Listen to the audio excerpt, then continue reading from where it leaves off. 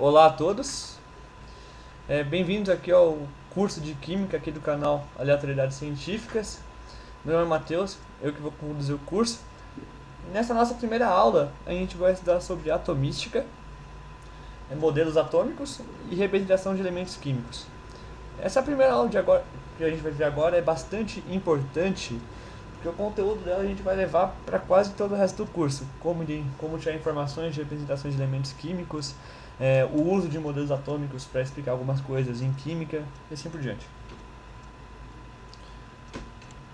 A primeira concepção de átomo veio lá da Grécia Antiga, século V a.C., quando Demócrito, influenciado pelas ideias do seu mestre Leucipo, ele define como átomo a partícula elementar de tudo, do grego átomon, aquilo que não pode ser dividido. Então, nessa primeira concepção, não tinha nenhuma concepção realmente científica, era uma concepção muito mais filosófica. Mesmo assim, essas ideias de Leucipo foram resgatadas por um multicientista britânico, John Dalton, quase 10 séculos depois, lá no século XV e século XVI. E nesses seus estudos, o Dalton ele retoma as ideias do Demócrito e lança o primeiro modelo atômico que foi divulgado cientificamente. Nesse seu modelo atômico, o átomo é uma esfera maciça, indivisível e indestrutível. É similar a uma bola de bilhar, como muitas pessoas comparam. Do jeito que eu mostrarei na tela, vocês podem ver claramente que essa é a representação mais simples de átomo que teve primeiramente. Se você não tinha nenhuma subdivisão atômica, o átomo existia por si só, era uma entidade única. E o tamanho do átomo de cada elemento era proporcional à sua massa. Então, por exemplo, os átomos de hidrogênio, que têm pouca massa, são esferas pequenas. Os átomos de oxigênio, que têm uma massa maior, são esferas um pouco maiores. E os átomos de bromo, que são mais pesados ainda, apresentam seus átomos como esferas ainda maiores. Outro ponto importante dessa teoria, desse modelo atômico, é que todos os átomos de um mesmo elemento são iguais para o modelo atômico de Dalton. Ou seja, para o Dalton, todos os átomos de hidrogênio eram iguais entre si, todos os átomos de oxigênio eram iguais entre si, para os de bromo a mesma coisa, e isso se repetia para toda a tabela periódica. Isso seria derrubado alguns séculos depois, com os estudos de isotopia, que a gente vai ver ainda nos próximos slides, que mostrava que não, você podia ter vários átomos diferentes do mesmo composto. Esse modelo perdurou muito durante um bom tempo, conseguiu explicar coisas satisfatoriamente bem, então foi muito bem aceito. Até que chegou num ponto que Thomson ele ficava um pouco curioso, porque tinha alguns fenômenos que não eram muito bem explicados pelo modelo de Dalton. Então ele realiza alguns experimentos e ele conclui que o átomo era sim divisível. Ele podia ser dividido em cargas negativas, que ele chamou de elétrons, imersas aí em uma esfera positiva. Isso causou muito impacto na época, na comunidade científica, porque o modelo de Dalton era muito utilizado e muito bem citado. E Thomson estava dizendo simplesmente que não. Ele estava dizendo, como vocês podem ver, comparar aí nas imagens, enquanto o átomo de Dalton era uma esfera única e rígida, o átomo de Thomson ele era divisível em cargas negativas e positivas. Isso causou, como eu disse, muito estranhamento mesmo, mas como o modelo de Thomson explicava muito bem coisas que o modelo de Dalton não explicava, o modelo de Thomson passou a ser mais utilizado durante um bom tempo. Até que no começo do século XX, um físico neozelandês, que é o Rutherford, ele realiza alguns experimentos com folhas de ouro e chumbo. Ele conclui que sim, o átomo era dividido em cargas positivas e em cargas negativas, mas não era de forma maciça, como era o átomo de Thomson. Não. O átomo de Rutherford, como ele dizia, consistia de um núcleo positivo que era orbitado pelos elétrons. Ele consistia de um núcleo positivo com cargas positivas, que ele chamou de próton, e os elétrons orbitavam esse núcleo aleatoriamente, numa região que ele chamou de eletrosfera. O que é interessante se destacar desse modelo? Enquanto o modelo de, como eu disse, o modelo de Thomson era um modelo de átomo maciço, assim como o de Dalton, o de Rutherford vocês podem ver claramente pela imagem que ele apresenta vários vazios, muitos vazios. Ele não é uma coisa maciça. Na verdade, se tem uma analogia que muitas pessoas fazem para explicar isso, que se você pegasse um átomo como o estádio do Maracanã, o núcleo seria uma moeda no meio do campo e todo o resto, a arquibancada inteira, seria a eletrosfera. Então, isso era considerado inconcebível na maioria dos pesquisadores da época, porque era um pouco difícil acreditar que a partícula que consistia, que formava todas as coisas, apresentasse muitos vazios. Era um tanto estranho que isso acontecesse. E, logicamente, se você pensar um pouco, isso é um pouco estranho. Até hoje, muitas pessoas consideram estranho.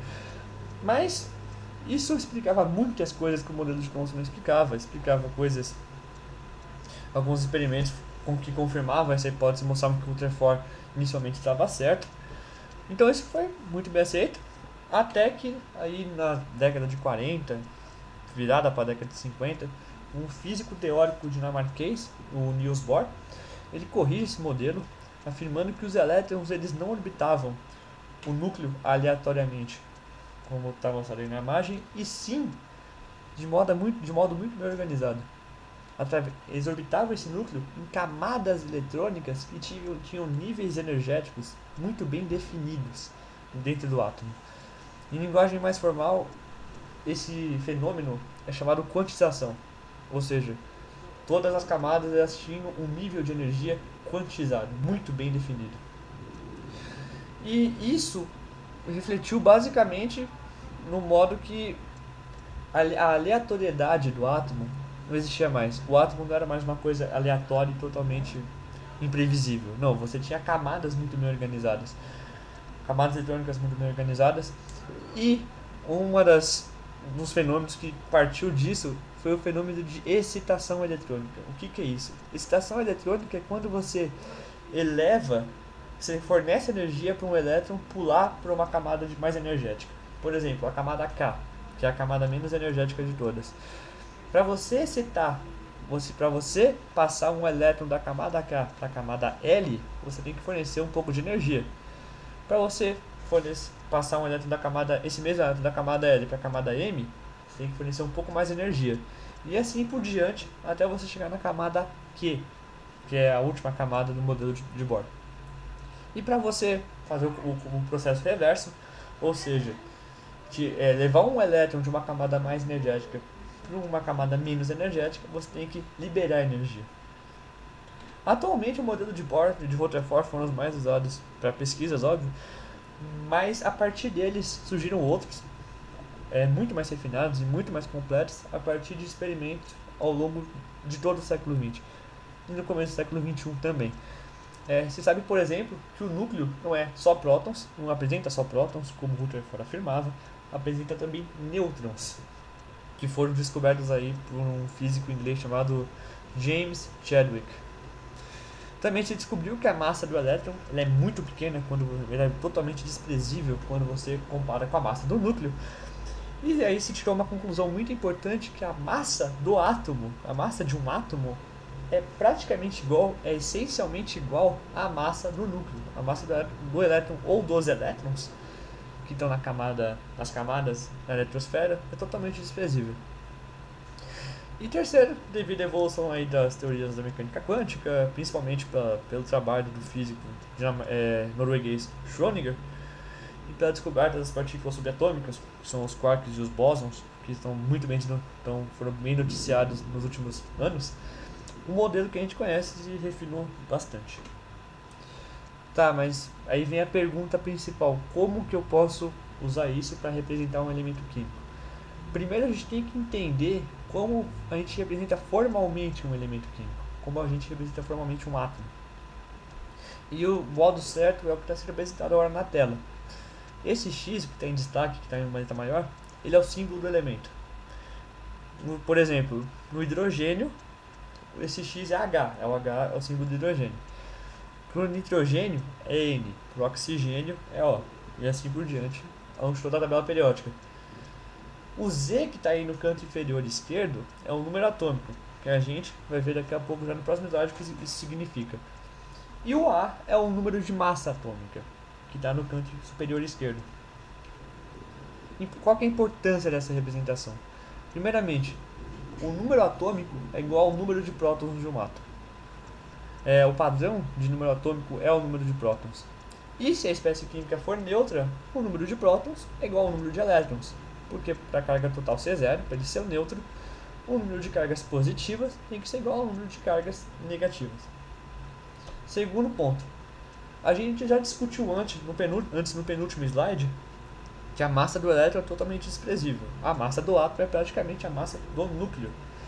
Sendo assim, e o núcleo é composto de prótons e nêutrons. Sendo assim, por lógica, o número de massa atômica, que representa a massa atômica, o A, é igual ao número de prótons mais o número de nêutrons. Isso é uma conclusão bastante importante, porque você consegue tirar o número de nêutrons de uma maneira bem simples. Isso é bastante importante para em muitos casos.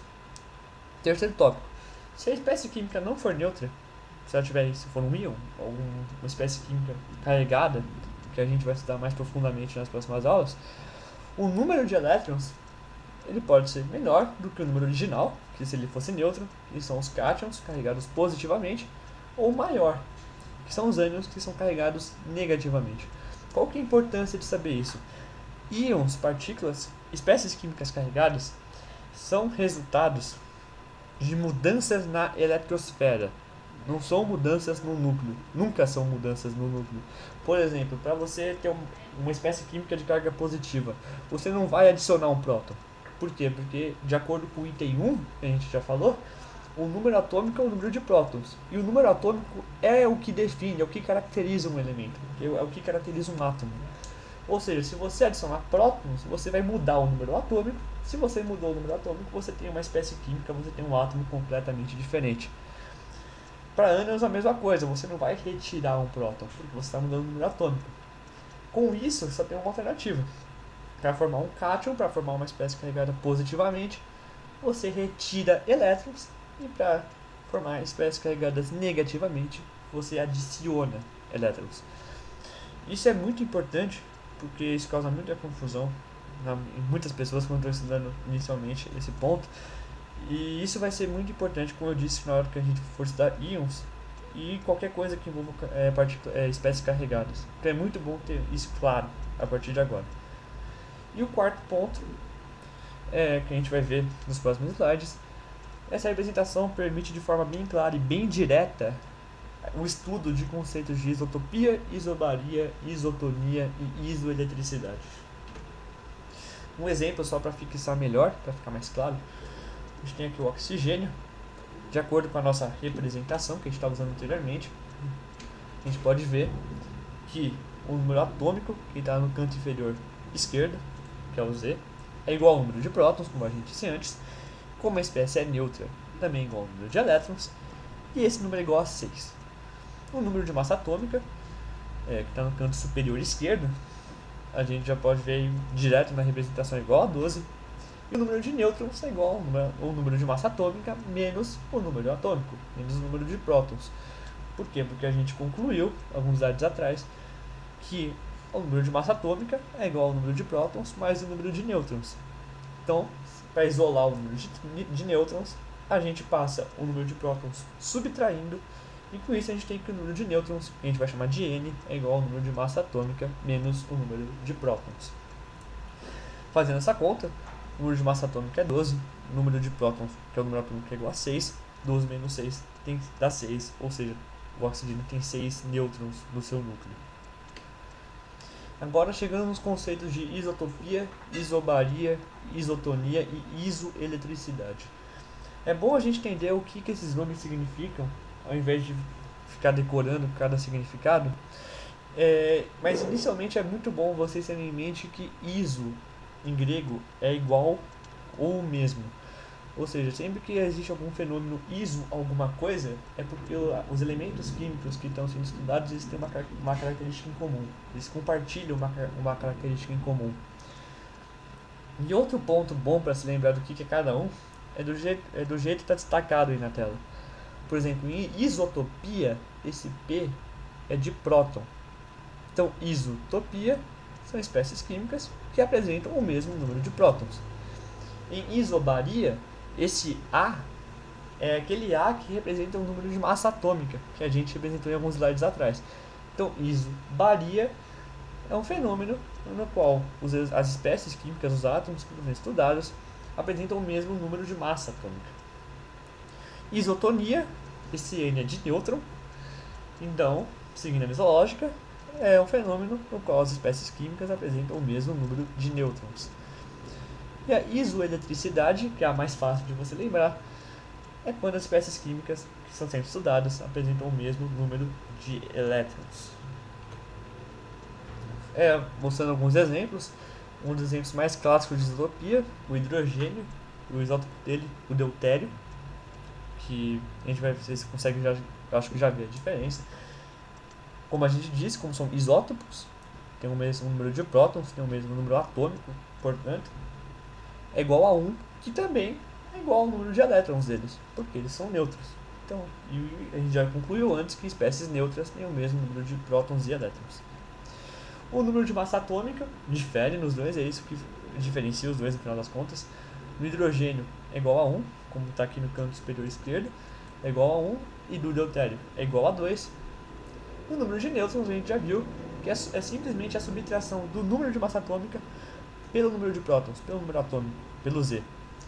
Então o número de nêutrons de hidrogênio vai ser 1 menos 1, que é igual a 0, que faz dele o átomo mais simples que você pode pensar, que é unicamente um único próton no núcleo e um único elétron orbitando. É o átomo mais simples que existe. É o deutério. Novamente, a massa atômica dele é igual a 2, e o número de nêutrons do deutério é 2 menos 1, que é igual a 1. Isobaria, tomando o potássio e o cálcio como exemplos. O número atômico deles, canto inferior esquerdo, como a gente já viu antes, que é igual ao número de elétrons, porque eles são neutros. O potássio é 19, o cálcio é igual a 20. Como a gente pode ver na representação, pela mesma coisa, a massa atômica, tanto no cálcio quanto no potássio, é igual a 40. E o número de nêutrons no potássio é a subtração de A menos E, 40 menos 19, que é igual a 21. E no cálcio é 40 menos 20, que é igual a 20. Isotonia, caso mais clássico que tem, o bório e o carbono. O número atômico do boro é igual a 5, que é também o seu número de elétrons. E pelo mesmo raciocínio que a gente já tomou antes, o número atômico do carbono, que é o número de elétrons do carbono, é igual a 6. Seguindo, o número de massa atômica, que é o A do boro, é 11, do carbono é 12, e o número de nêutrons, fazendo a subtração no boro, 11 menos 5 dá 6, e no carbono, 12 menos 6 também é igual a 6, ou seja, são isótopos, têm o mesmo número de nêutrons. Por fim, o fenômeno de isoeletricidade, um cátion de sódio 1+, e um cátion de magnésio, o Mg2+. Seguindo o mesmo raciocínio, o número atômico do sódio 11, que é o número de prótons do sódio, e o número de prótons do magnésio, que é o número atômico dele, é igual a 12. Nesse caso, como as espécies são carregadas, a gente não pode afirmar que o número de prótons é igual ao número de elétrons. A gente não pode afirmar que o número atômico é igual ao número de elétrons, porque eles são deficientes em elétrons. Por isso que tem uma carga 1+ no sódio, indicando que ele tem deficiência de 1 elétron, e no magnésio é 2+, indicando que tem uma deficiência de 2 elétrons. Como que a gente calcula esse número de elétrons? Bastante simples. A gente vai pegar o número de elétrons original, se ele tivesse neutro, que é 11 no caso, para o sódio, e vai subtrair o quanto que ele é deficiente em elétrons. No sódio, como eu disse, o número de prótons de elétrons originalmente seria 11, só que ele está com uma deficiência de 1 elétron. Então, o número de elétrons total é 11 menos 1, que é igual a 10. Para o magnésio, aplicando o mesmo raciocínio, o número de elétrons original dele seria 12, só que como ele é 2+, ele tem uma deficiência de 2 elétrons, então o número de elétrons total é 12 menos 2, que é igual a 10. Por isso eles são isoeletrônicos. eles têm a mesma quantidade de elétrons. O número de massa para o cátion de sódio é 23 e para o Mg2+, para o cátion de magnésio é 24. E o número de nêutrons é simplesmente a subtração de A menos E. O A, a massa atômica é 23, menos 11 é igual a 12. E para o magnésio 2+, é 24 menos 12, que é igual a 12 também. Bem, gente, essa aula vai ficando por aqui. Espero que vocês tenham gostado dessa aula inicial. Se você gostou da aula, dá um like, compartilha o vídeo, mostra para o pessoal da sua sala, do seu cursinho.